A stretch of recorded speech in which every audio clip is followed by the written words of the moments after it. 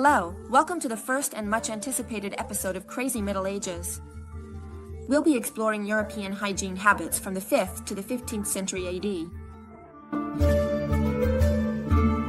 At the beginning of the Middle Ages, personal hygiene was highly valued and bathing was a widespread custom.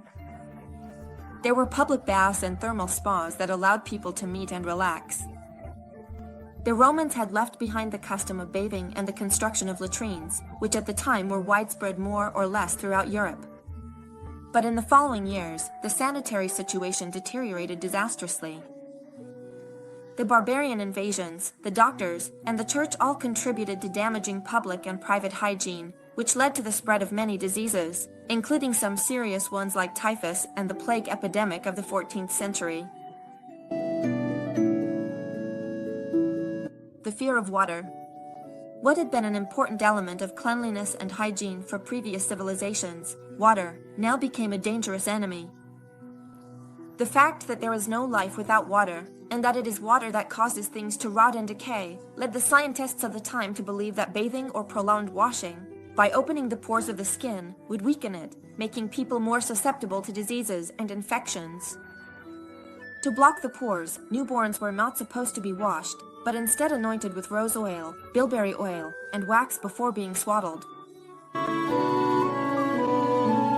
Baths made people sluggish and weak, which is why, after taking one, they would put on clean clothes and try to stay indoors or in bed.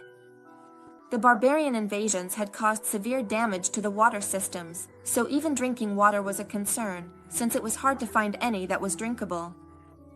For this reason, people preferred water mixed with wine, or sweetened or flavored with some aromatic substance, if not wine itself as an alternative. In the late Middle Ages, it was normal to drink 3 or 4 liters of wine a day precisely because the alcohol disinfected at least a little, while you could never be sure about the water you had access to. That's why wine was praised as the blood of man, a stimulant, and a remedy for all sorts of illnesses, while water was believed to shorten life and cause sadness and melancholy. Wine was even recommended for children more than milk itself. It eliminated bad humors in adults, worms in children, and more. That's where sayings like, good wine makes good blood, wine lengthens life, water shortens your years, and water does harm and wine makes you sing, come from.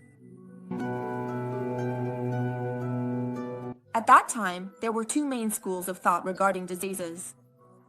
There were those who were convinced that diseases were transmitted through contact with sick people or objects, and others who believed that just breathing unhealthy, foul, and stinky air was enough to get sick. In any case, water facilitated the spread of infections. For this reason, only the most visible and exposed parts like hands, feet, and face were washed more often, sometimes just with damp cloths, while it was up to clothing to protect and keep the body clean by absorbing dirt. Taking off a white shirt that had become dirty and gray meant that the body had been protected, so it was the shirt that needed to be washed, but certainly not too often. In etiquette books from the 16th and 17th centuries, people were advised to change their shirt once a month. Underwear was only removed at night to go to bed naked.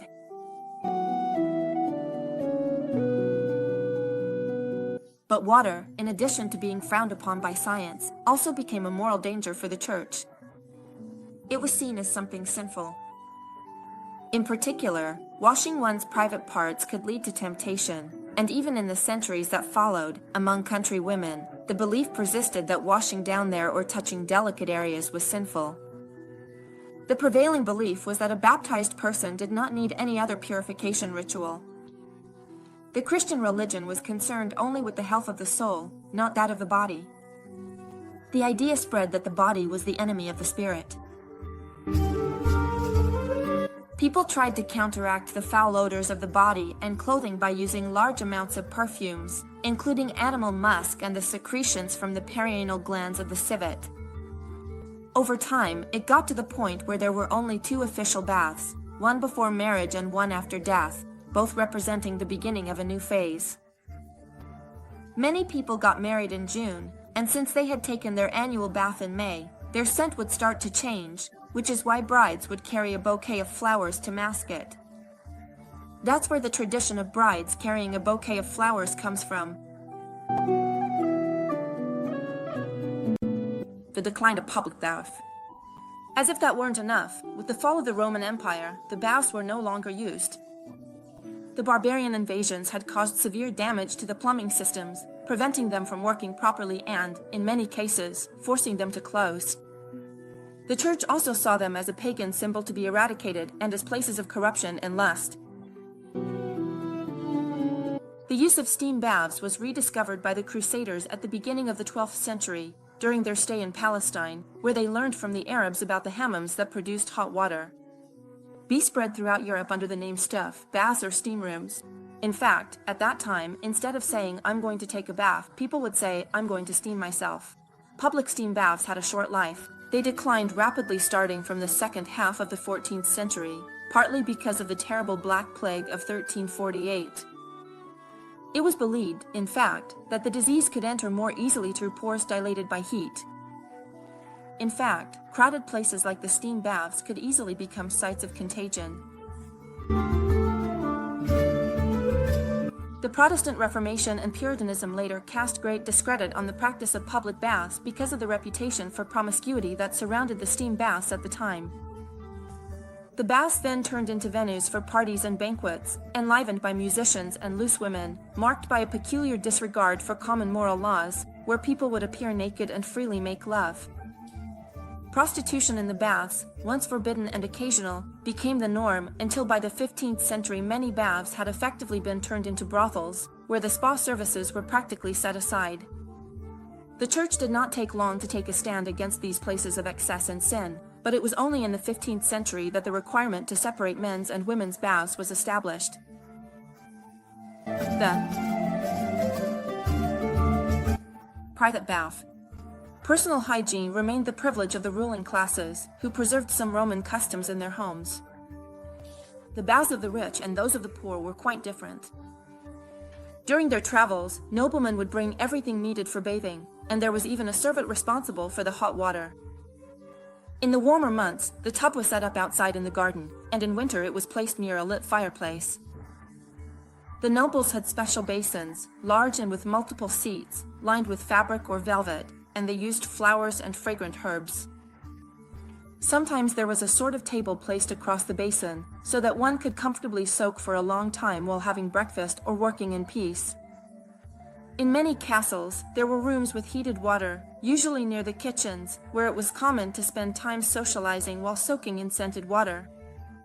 European nobility often entertained their guests with baths that became an opportunity to impress friends and rivals by displaying the most extravagant luxury.